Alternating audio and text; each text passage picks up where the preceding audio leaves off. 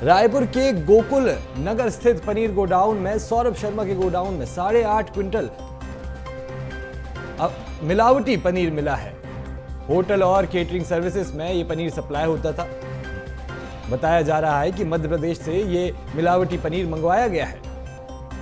मिलावट होने के आधार पर टीम ने यहां पे दबिश दी। खाद्य विभाग की टीम ने यहां पे जांच के लिए सैंपल्स भी लिए हैं और साथ ही पनीर को जब्त भी किया है। सौरभ शर्मा के खिलाफ नकली पनीर को लेकर पहले भी कार्रवाई हो चुकी है। तो ये दूसरी बार है जहां सौरभ शर्मा का नाम निकल के आ रहा है राजधानी रायपुर से नकली पनीर से मामले में।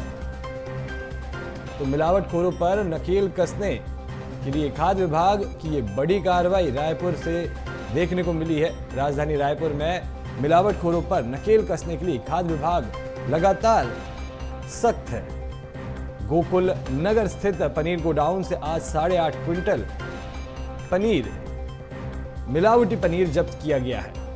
ये पनीर जो था वो होटल और केटरिंग सर्विसेज में सप्लाई होता था। मध्य प्रदेश से ये पनीर मंगाया गया है, ऐसी सूचना मिली है। मिलावट होने के आधार पर टीम ने यहां पर दबिश दी है। खाद्य विभाग की टीम ने जांच के लिए सैंपल भी लिए हैं।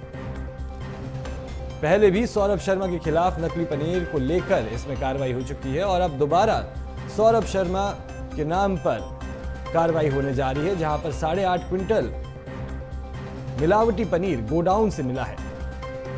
तो सूचना के आधार पर खाद्य विभाग ने यह कार्रवाई की है, जहां एक बार फिर से सौरभ शर्मा के नाम पर पुलिस को सूचना मिली थी।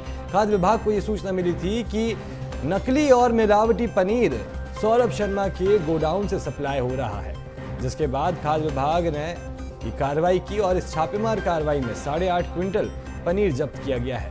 इसी पनीर का सैंपल भी लिया गया है, लैब टेस्ट के लिए भेजा गया है। ये भी जानकारी निकल के आई है कि यही पनीर है जो होटल और केटरिंग सर्विसेज में रायपुर में सप्लाई होता था। कई जगहों पर, कई फेमस होटल्स में इसका सप्लाईमेंट चल रहा था। 8.5 क्विंटल पनीर जब्त किया गया है और एक प्रतिष्ठित संस्थानों में ये पनीर जो था वो सप्लाई किया जाता था। राजधानी रायपुर से ये बड़ी खबर सामने आई है, जहां खाद्य विभाग की बड़ी कार्रवाई देखने को मिली है। मिलावटखोरों पर नकेल कसने के लिए खाद्य विभाग ने कार्रवाई की है। तो इसी खबर पर अधिक जानकारी के लिए मेरे साथ अविनाश चंद्रवंशी जुड़ चुके हैं।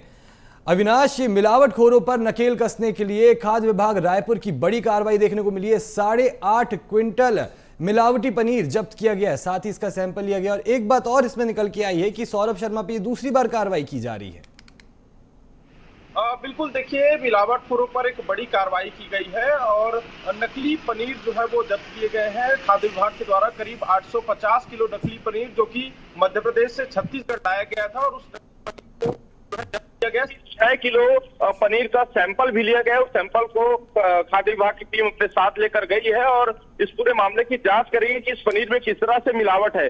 दूसरी बड़ी बात यह है कि लगातार राजधानी रायपुर सहित प्रदेश भर में नकली पनीर की सप्लाई जो है वो बढ़ती हुई नजर आ रही है और इसी पनीर के माध्यम से अलग अलग अस्पतालों से लेकर कई जगहों पर यह पनीर सप्लाई होती है और नकली पनीर होने की वजह से स्वास्थ्य पर भी इसका एक गहरा प्रभाव पड़ता है। लगातार कार्रवाई होने के बाद भी इस तरह के मामले रुक नहीं रहे हैं। दूसरी बड़ी बात यह है कि सौरभ शर्मा पर जो कार्रवाई हुई है, इससे कुछ दिन पहले भी रायपुर रेलवे स्टेशन पर भी एक और कार्रवाई देखने को मिली थी, जिसमें सौरभ शर्मा ही आरोपी और खाद्य विभाग की नाक के नीचे से खाद्य विभाग के दफ्तर से पनीर लेकर वो वहां से फरार हो चुका था। उसके बाद वापस उस पनीर को जब्त किया गया था। लगातार इस तरह के मामले बढ़ते जा रहे हैं और इन मामलों में देखा जाए तो एक बड़ी लापरवाही या सख्ती से हम कह सकते हैं कभी जो है नजर आती है। खाद्य विभाग की टीम सैंपल तो जरूर लेती है, लेकिन सैंपल का रिपोर्ट जो है महीनों और सालों बाद आता है और ऐसे में ये समझ नहीं आता कि आखिर इस तरह के सैंपल के बाद किस तरह की कार्रवाई होती है, क्योंकि हजारों सैंपल अब तक खाद्य विभाग की टीम के द्वारा, रायपुर खाद्य विभाग की टीम के द्वारा लिया जा चुका है,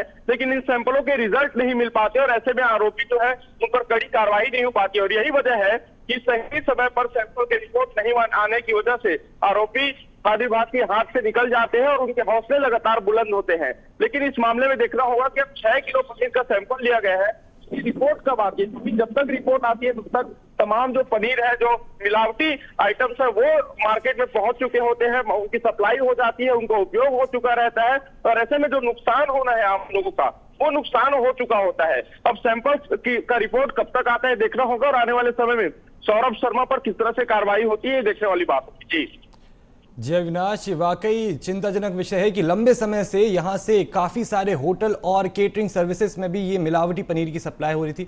एक लंबे समय से ये काम चल रहा था, जिससे ये सवाल खड़ा हो जाता है कि जो राजधानी रायपुर के लोग हैं उनकी सेहत किस हाल पर होगी। तमाम जानकारी साझा करने के लिए आपका बहुत बहुत शुक्रिया।